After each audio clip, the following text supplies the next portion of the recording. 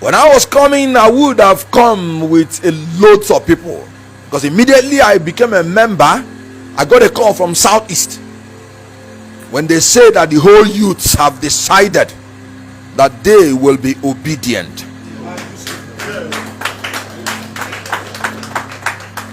I got a call. As a matter of fact, my most friendly political associates I have are the Northern Muslims. The first time I went to make an interview about my disaffection with the way the ruling party has been doing something, it was a Northern Muslim friend of mine from Kanu that said I should become obedient.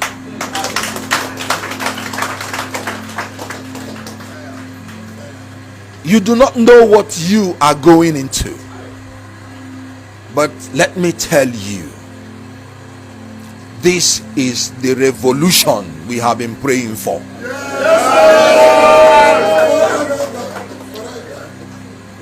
I heard the presidential spokesperson of one of these major political parties. I am always very reluctant calling their names anymore, because when Nigerians hear their names, their hearts skip. Their names are now evoking trauma in the hearts of Nigeria.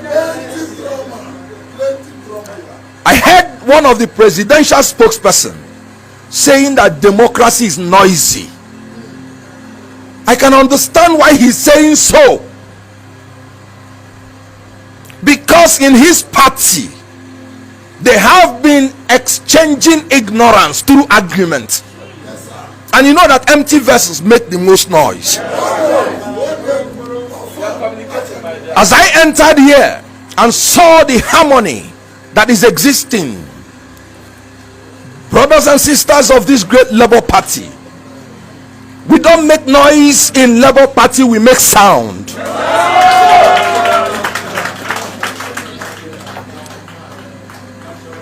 And the reason is because having sat down with the celebrity national chairman, I have discovered that in Labour Party, people sit down and exchange ideas through dialogue, through discussion. We do not argue. Argument is exchange of ignorance. Discussion is exchange of ideas. We make sound in Labour Party, we don't make noise. If their democracy is noisy, ours is sonorous. When the FCT chairman of Labour Party came to my office, they gave me a beautiful flag. He made one statement that touched me. He said, this flag we are giving you is a spiritual flag to actualize a divine mandate. It was when I reached home that I understood the import of that statement. Come 2023, they may come against us with their bullion van. They may come against us with their evil structures, funded by their ill-gotten money. But we will come against them in the name of the Almighty God, whose people of Nigeria they have defiled. Haven't you heard that God is a Nigerian? Time has come when our God will arise and our enemies will be scattered. The present leaders of Nigeria have become enemies of God. They have defiled our girls. They have raped our girls. They have taken their innocence, allowing them to be kidnapped by terrorists. More than hundreds of these girls have been kidnapped since PDP regime. And the APC multiplied that failure by allowing multitude of girls to be kidnapped. They have killed our youths. They have condemned them to be at home without learning for more than 6 months. Meanwhile, as they are doing that, telling us that there is no money, one person is stealing more than 109 billion naira. One person. They have stolen our money. They have stolen our oil in the south. They have stolen our cattle in the north. A land that is meant to be flowing with milk and honey is now flowing with tears and blood. Enough is enough. am not in Labour Party to jive. I am in Labour Party to make a difference.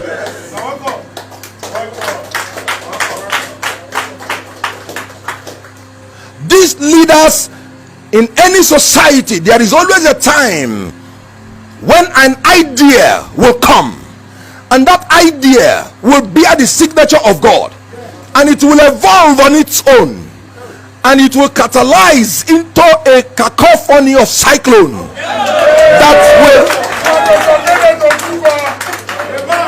that will blow out anything that is standing in front of it. I want to prophesy to you a new Nigeria is about to come. I have maintained that those people that say they will labor to death, hear good news. They that labor in tears shall reap in joy. Weeping may endure for the night, but joy cometh in the morning. I am about to witness the dawn of a new era in Nigeria. What is happening now is not ordinary.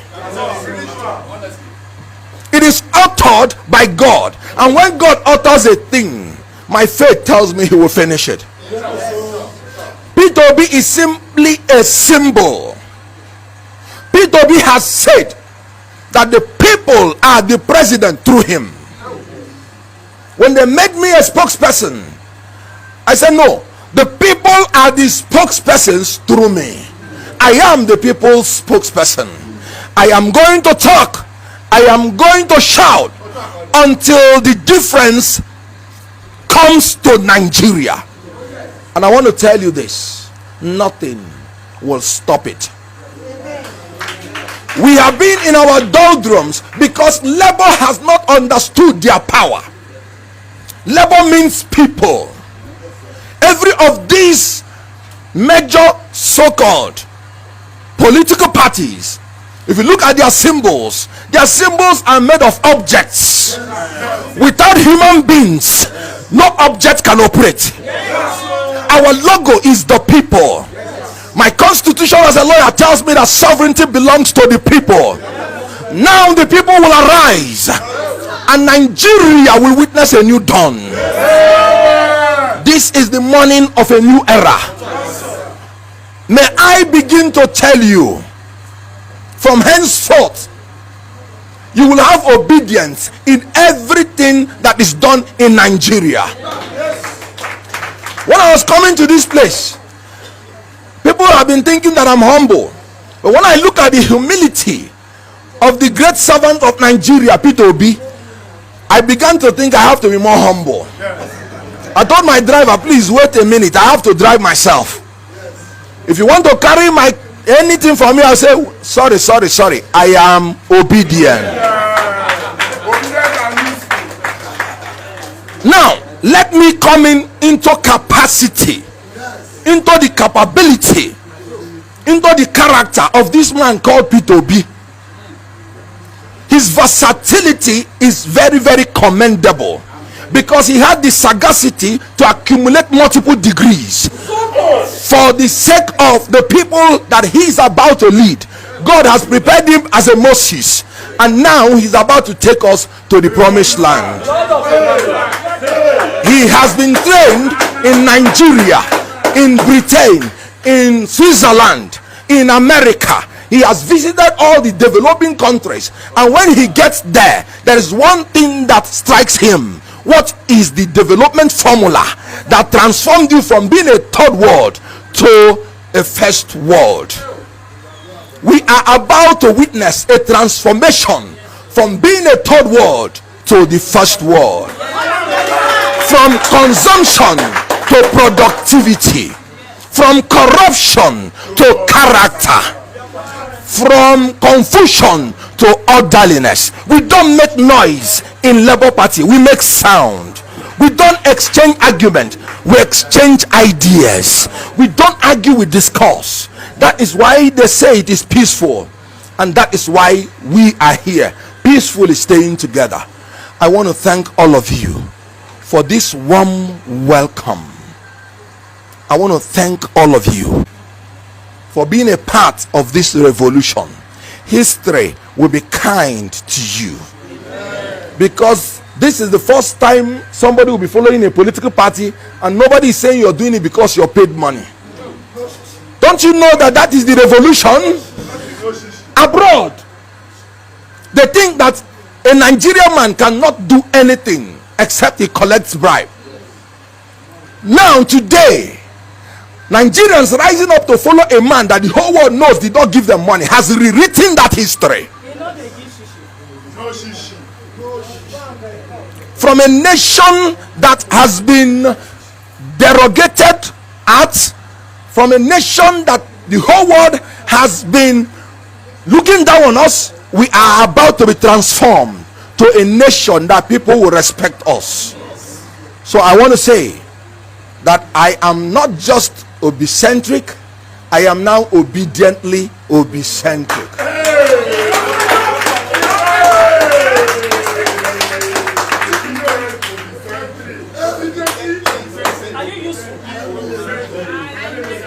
Before I made my choice to come public to support the candidacy of Peter Obi, I waited to know how he is going to handle the issue of the vice president.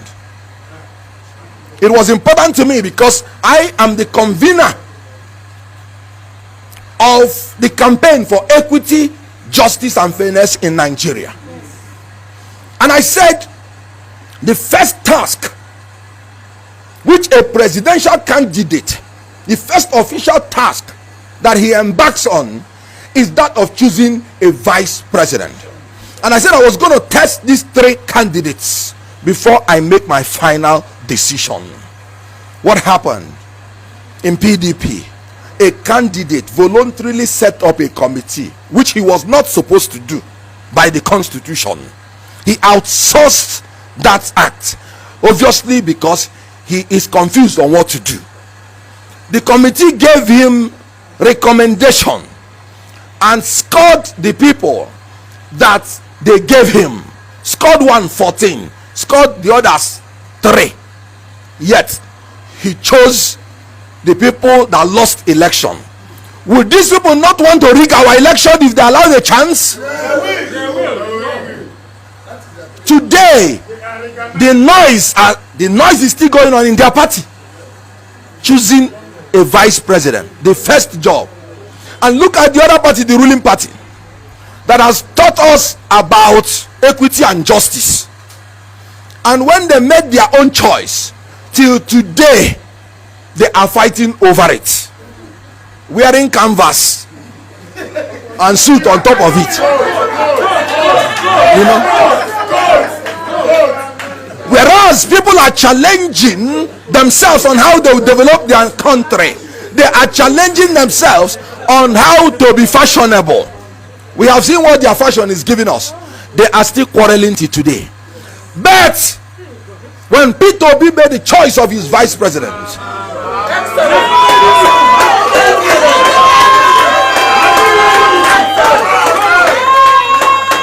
he made a choice of a cerebral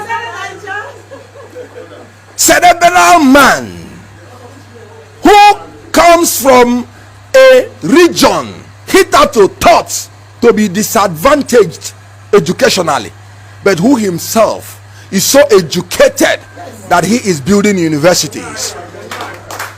Are you not seeing the transformation of the northern region already? Yes. He made a choice of a man with youthful energy like himself. Are you not seeing generational change? He made a choice. He made a choice of a man who would balance the ticket, because the constitution made it clear, when you want to form any association, it must cut across ethnic, linguistic and religious barriers. It is only Labour Party that has cut across these barriers and fulfilled the constitution. When the Celebrity National Chairman was saying something, he was talking about happiness, joy amongst you. He's a lawyer. He did not know that he has just stated the economic objective of any government in power by the Constitution. The Constitution made it clear that the state shall manage the national economy in such a manner as to secure the maximum welfare, happiness of the people on the basis of social justice. And he made one statement. Look at it: equality of status and opportunity. That is the Constitution. None of these evil major political parties have done that. They have shared the cake that they have brought us into bondage. God forbid. P2B is a man who delivered Anambra State from being a debtor state to a creditor state. I don't care how much they have borrowed. When P2B comes to power, he is going to change Nigeria from being a debtor country to a creditor country. Because as far as I'm concerned, we shall learn, we shall not borrow.